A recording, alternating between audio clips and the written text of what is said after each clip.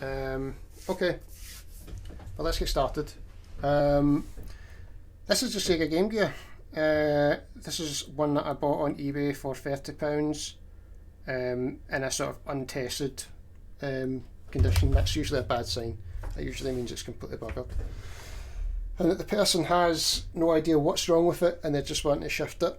And the pictures look to be in quite good condition. When I got it, it's covered in a sort of sticky residue. It's not really in that great a shape at all, but it does have the original battery covers, which is actually pretty rare. These things broke super easy. And it's got no battery corrosion in the terminals, which is a really good sign. Those are clean. Well, as clean as you'd expect them to be, no corrosion anyway. So the thing that we're worrying about with something like this specifically is that the electrolytic capacitors that you get in the Game Gear have died of old age. And what that means is that they leak fluid, and that fluid's really dangerous and just kills inside of the Game Gear, basically.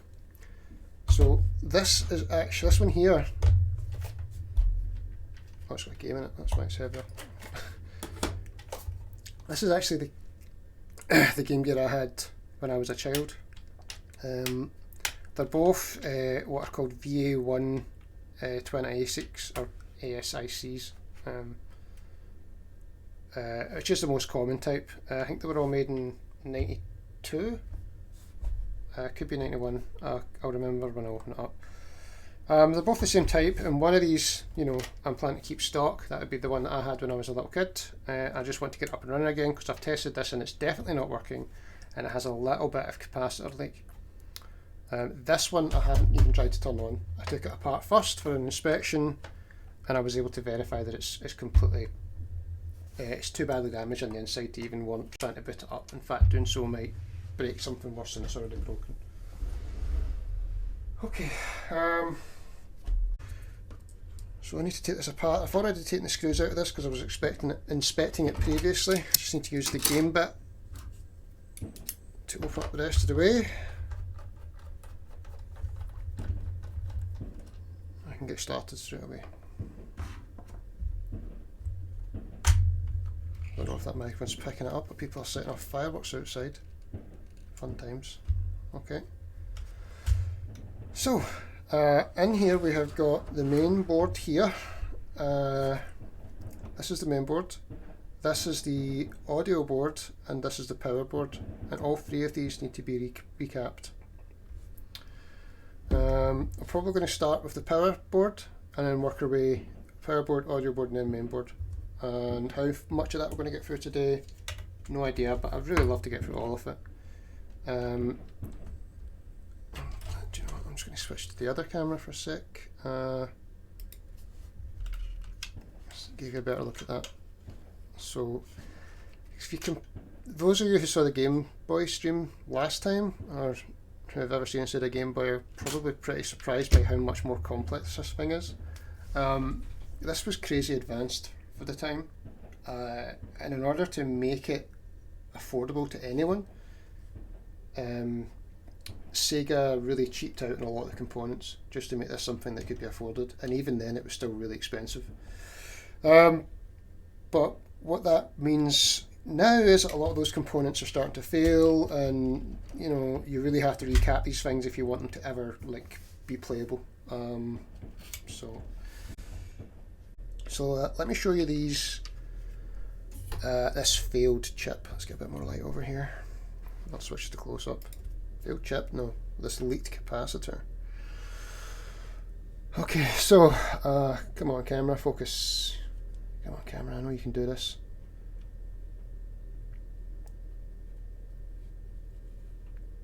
Camera, please. Okay, well, come on, you can do it. We're getting there. Alright, okay. Almost. It's just not auto-focusing, so I'm having to touch the screen. Well, this is fun, isn't it? Okay. Now, if you look here, this thing here, see all those little hairs and all that gunk, especially here where it says C36, that is damage caused by leaked electrolytic fluid at the capacitors. However, this capacitor in particular must have been a troublesome one, because it's the exact same one that's leaked on my Game Gear, but it's not too bad on mine, and in this one it's the only one. It and the one next to it are the only two that I have seen to have leaked, or at least leaked badly enough to affect the other components around it. So we're going to clean that up with a little bit of isopropyl alcohol, and hopefully that will be all it needs. Now, on the subject of capacitors, we're going to have a little bit of a little educational moment here. While I pull out some more of my equipment. Okay, so this is a Retro 6 kit. This is what you get if you buy the Retro 6 capacitor replacement kit. Okay, these are screws, so we don't need those. You will get 4 little baggies. Okay. These are solid state capacitors, but I can't remember, that's not what they're called. They've got a specific name, and you'll get 3 different types. Right? And these are tiny little hard capacitors, and you have no problem fitting them on, but they're a little bit tricky to do because these are what are called surface mount devices, or SMDs. And you have to put these onto something that's a through hole part. Oh, thank you, Wifey. So putting these on is okay, it's fine, and theoretically these are spec'd the same, right? Except they're kind of not, okay? Because what we've got here is you've got 3 different sizes of these capacitors to replace various different sizes of capacitor on the motherboard. Now, a lot of people use these kits and say that they're just fine. I'm a little bit more, well, I bought this. So I was one of those people, but then I started doing some research and I was reading about how these capacitors behave under different voltages and as they approach their rated value. And there are some people who sort of theorise that they're changing the specs of the device subtly so that it's a bit more dangerous. Not dangerous, but dangerous to the other components. It might stress them, cause them to fail prematurely. Theoretically, if I use this kit, I'll never have to replace it. But the jury's still kind of out on whether these are the right thing to do. I've seen some interesting replacements on the Game Gear subreddit where people are trying out other types of capacitors. I've seen one guy recently who put 2 of these together, soldered 2 in parallel. To try and overcome some of the properties that these types of capacitors have. And yeah, but this is the big problem here. The power board. You can't use these sort of capacitors on the power board. You have to use electrolytics. And you should really use these on the soundboard as well, because you'll suffer audio quality if you don't. But these are a brand that the Game Gear community really don't want anyone to try and use. I've just read horror story after horror story about these capacitors. So basically, I bought this kit and I decided not to use it. So I went looking for higher quality capacitors, and I found a guy on eBay selling Panasonic capacitors. And that's what I've got in this little bag. And what he has done is he's picked every capacitor to match the originals in terms of size, what they're rated for, and these are all Panasonic capacitors except for one, because Panasonic apparently don't make that capacitor anymore, and it's just basically a little grab bag stuff. So what he's probably done is he's probably spec'd out what he needs, bought the parts, and he's selling all the others in little bags on eBay, which is totally reasonable. And this kit was not too expensive. I think they were about £8 or £9 each, but this should in theory be everything I need to do this job, in theory. Yeah, I just need to match up the ratings and everything should fit. But yeah, this is my first time doing this, so let's find out what happens. Right, anyway, so first things first, like I said, we're going to start with the power board. I believe there's 3 capacitors in the power board that you need to replace. 1, 2, 3, and it should be pretty straightforward. So let's just get that out and we can get started. Oh, yeah, you can't see anything because it's not focusing. Why isn't it focusing? Okay, I'm just going to leave it like that. Pin it. Release its death grip on the component, and out it comes. Jesus, that was a pain in the ass, but out she is. This is still not focusing, so there you go, it's C5 out. Dump that over there. Okay. And as I hoped, it looks good in there. It doesn't look like there's been any leakage. Come on, focus. So this is where C5 was here, and it looks pretty clean. That is basically the best you could hope for in this scenario. Power boards are not a big problem if they get damaged or broke. You can buy a new power board online. People, Retrokai I think are making them. Retro 6 are definitely making one. They make a USB-C one. At Retrokai have got replacement audio boards. So these are the two most disposable components. So if I screw this up, it really isn't that big of a deal. And I kind of bought this one to practice on before I did my own childhood one anyway, so even if, you know, I completely screwed this up, it wouldn't be the end of the world.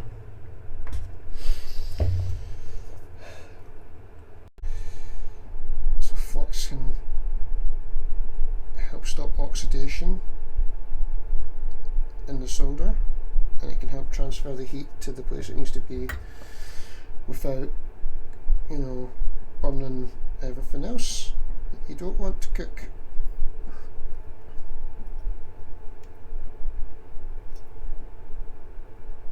Okay, and still it will not release the part. Come on, there you go, there you go. Ah, she blows. That was alright, big bastard. Okay, got it. And there's one more left to do. Again, that component there looks... Oh, actually, looks like maybe we had... Oh, no, I think it's actually just a mark off the plastic base of the capacitor. All good, all good. Crisis averted. Don't panic. Right, this is C10. It's the last capacitor on the chip, and then we'll start to clean it and replace it.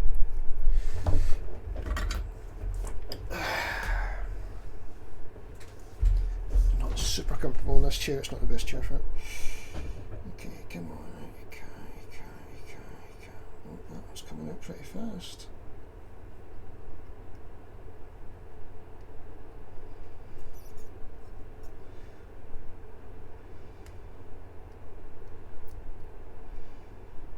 There you go, this one's coming out much easier than else. Good. Wow, that's because the leg is coming out of the capacitor. Okay, yeah, that's one way to do it. Alright, okay, fine.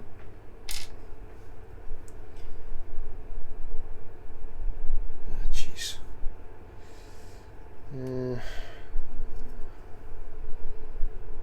Yeah, it's alright. I can get that out easily enough. Right back.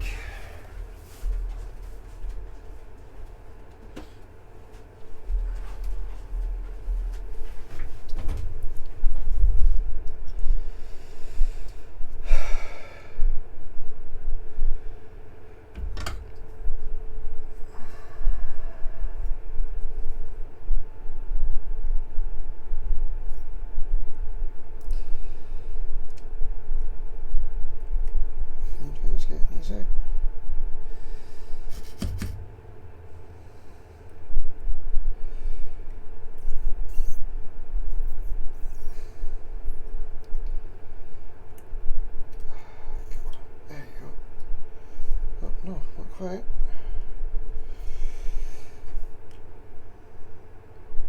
Come on, you wee bugger. This is awkward. I've got a pair of helping hands to hold it, but they're also very awkward. I'm not entirely sure that they're as helpful as they are supposed to be.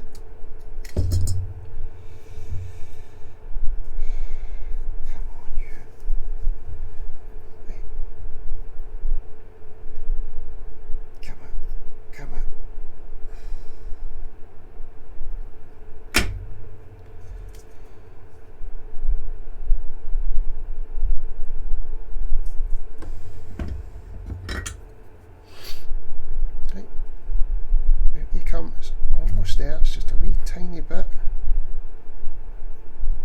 I don't know if it's folded funny or...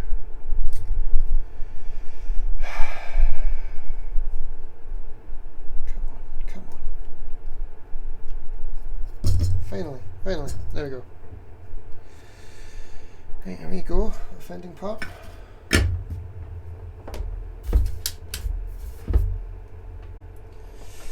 Right, so the next step is to actually, no, I don't want to turn that off, I want to clean with this here solder wick. So I do what I can.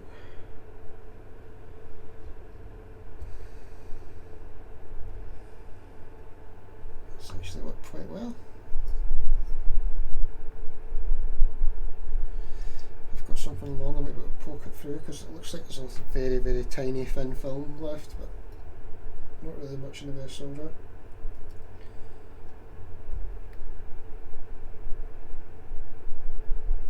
Yes, Kent again is asking if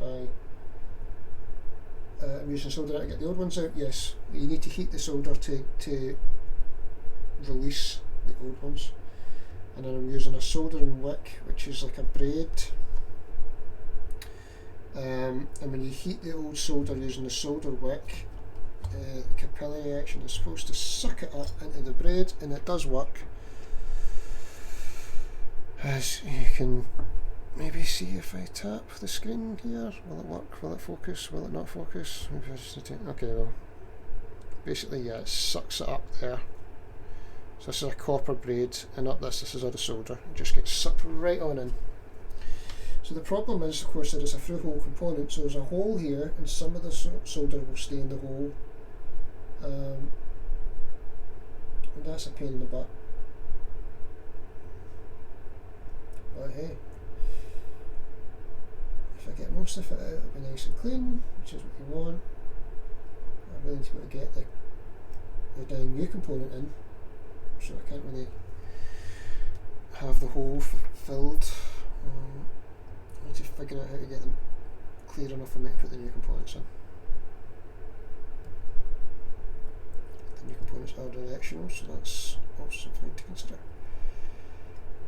Okay.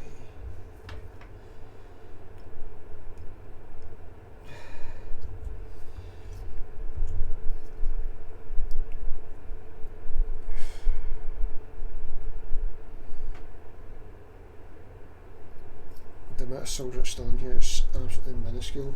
It's so thin, I think I could probably just poke through it with something sharp. So I might try that, so rather than risking burning out the board with the solder now.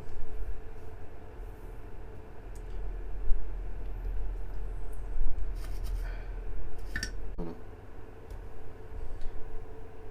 Oh, here it is, right here. There you go, picked it the wrong one earlier. This is why we double check these things.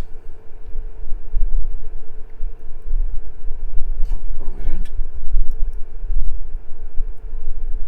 So if I hadn't double checked that, I would have soldered in the wrong fucking part, and that would have been the end of my adventure. Well, that's not entirely true, but oh god, tell me that that's not become clogged again. Right, oh sorry, you can't see what I'm doing. Right, okay, I'm just putting these in here. This one is having a hard time fitting through the hole.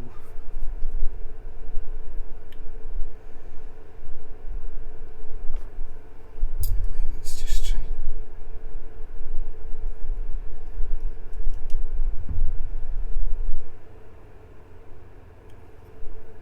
Okay.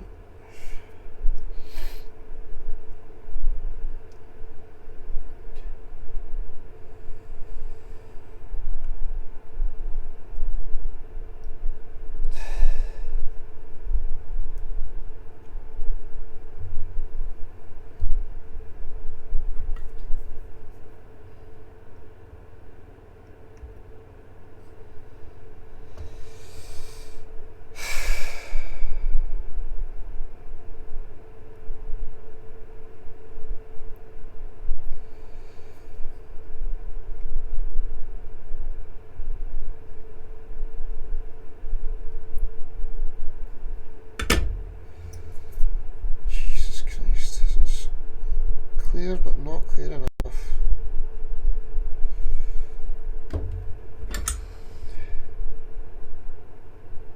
Okay, I think the best thing would be to solder the other two parts in before they get damaged.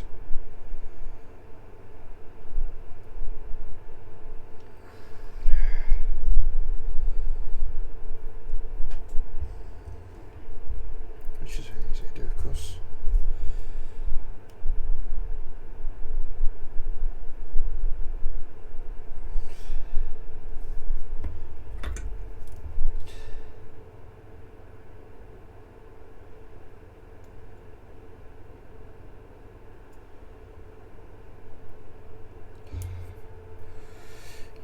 Right.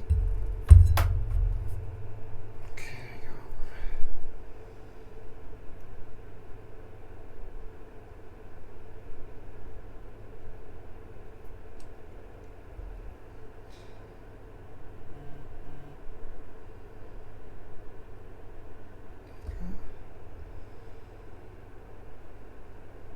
Need to get a bit of light in this work area.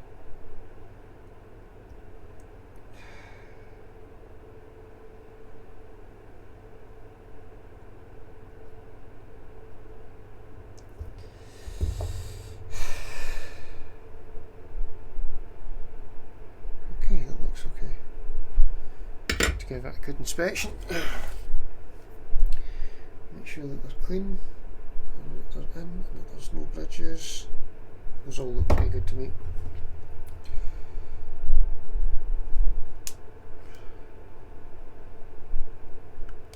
Okay, so we're two capacitors in on a huge ass job. That one could look cleaner, but that'll do. And I've got one tiny little hole that I can't quite get in. Right, let's get this. Scrub a dub dub, off comes the flux.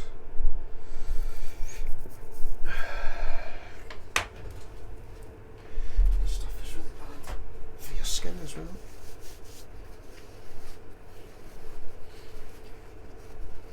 Let's have a closer look. Yeah, they look alright.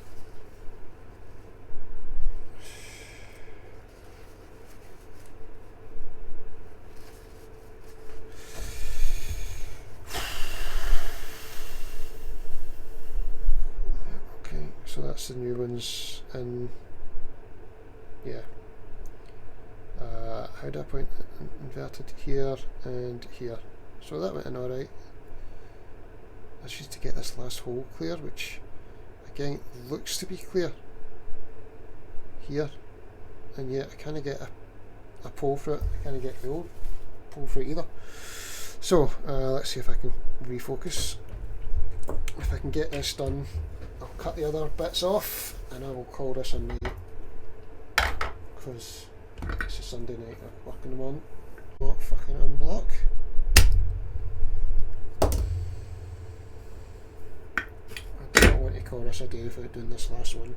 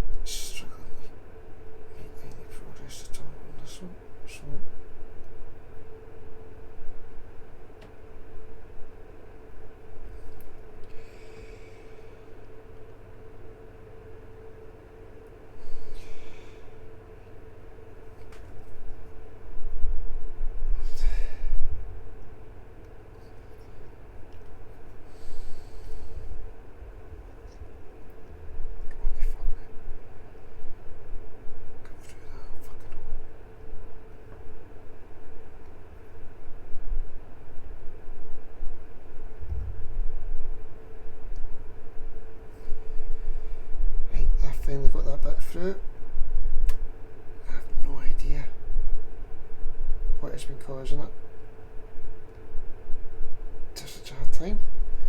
It's moving all the way through, it's only out for a wee bit and it's got stuck again. Okay, it's all the way in.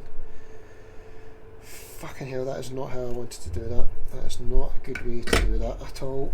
But I genuinely could not get that part clean. As long as I end up with a clean connection.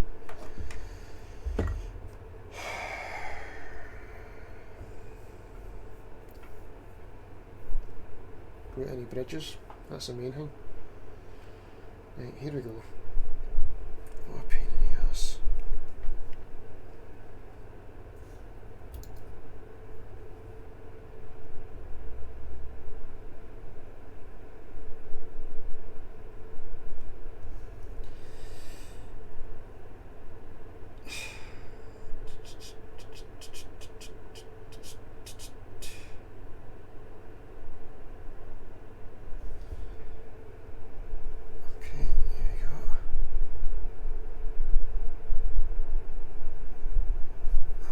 Okay, actually. Should I hope I put it in the right way around. I did. Yep. Let's have a wee look at it. Okay, so yeah, it's okay. Looks fine. It's not the cleanest.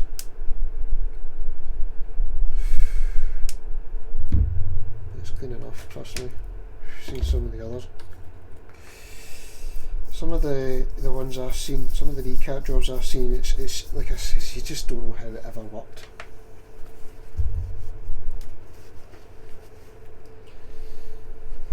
And I want to be very careful. I've been using quite a low heat. The highest I set the soldering iron to was 400 to desolder through the braid. I'll try not to overdo the heat because I don't want to damage any other components, especially when I'm having such a hard time with it. But there you go, that looks good.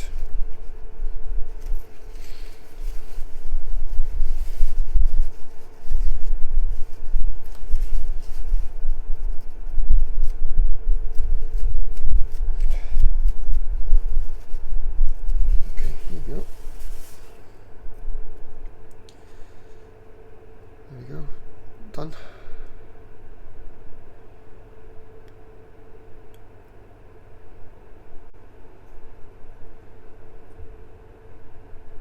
So yeah, where's the other half of the thing? Here it is here. Right. So first off, I'll dry out this brush. Yeah, I really should take the board out for this, but I'm eager to get these two leaky capacitors out of the way.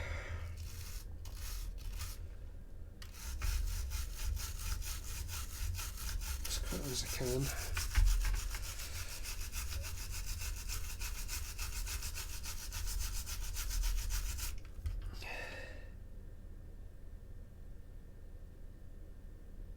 So, in terms of damage, could be worse. So that's the 4.7, that's the 22.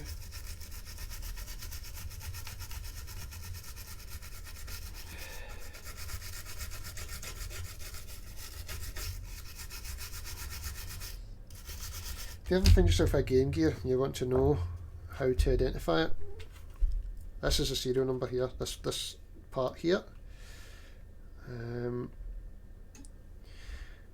You can type that number in online and it will tell you which exact model you've got to deal with, what exact model you've got. And what I'm doing here is I've just scrubbed under here to see if any of that electrolytic fluid would come out. Good news, it did. So unless there's something else wrong with this one, and it's very, very possible, I am optimistic that when recapped this will work, unless there's additional damage I've not seen yet, which is possible. Next time when I go into this, next time when I'm doing the other part of this, I'll talk about Sega's version of the D-pad. You notice that it's round, right? And the reason that it's round is it's because Nintendo patented the D-pad and refused to let anyone else use it, basically. It's resulted in a sort of war of people trying to come up with their own designs. And Sega's version of it was, well, it's just round, right? It's not the same as a D-pad if it's just a round 4-directional button thing. Looks like there's a capacitor there's leaking too.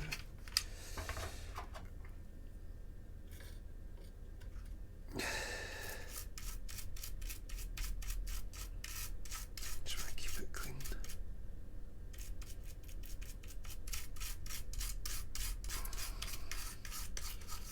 Just want to take them off, but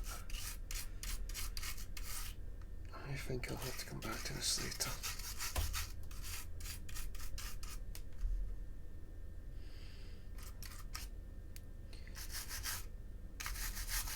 Because I think I've got, that's me, I think I'm done for the night. But just scrubbing that off and it's all coming off. It doesn't look too damaged underneath there.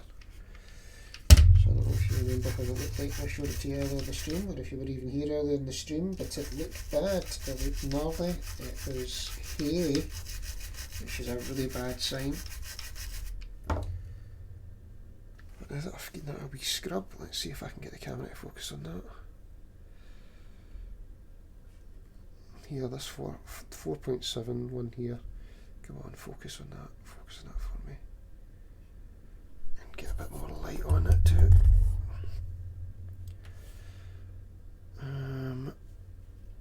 Let's just tilt that up a wee bit, get a better view of that before I call it a night. Aye. Down here, this C36 was buried under green ooze. And now I get that scrub. That looks as if it looks no different for any other ones. So it's a ceramic capacitor. That's the word I've been fucking looking for this entire time. Ceramic capacitors. Right, they are ceramic capacitors. Ceramic capacitors don't last forever, but they'll last. Fuck no, they'll last long enough that it won't matter to you when it fails. So that is really promising. That's really promising because now that I've cleaned that up, the rest of the board is quite clean. There are a lot that can go wrong with these. Like I say, Sega had really cheaped out in the parts because they wanted to get it out there and beat the fuck out of Nintendo. But oh, I'm optimistic about this now. I think this will run. I really hope there's nothing that I've missed. But okay, we'll find out next.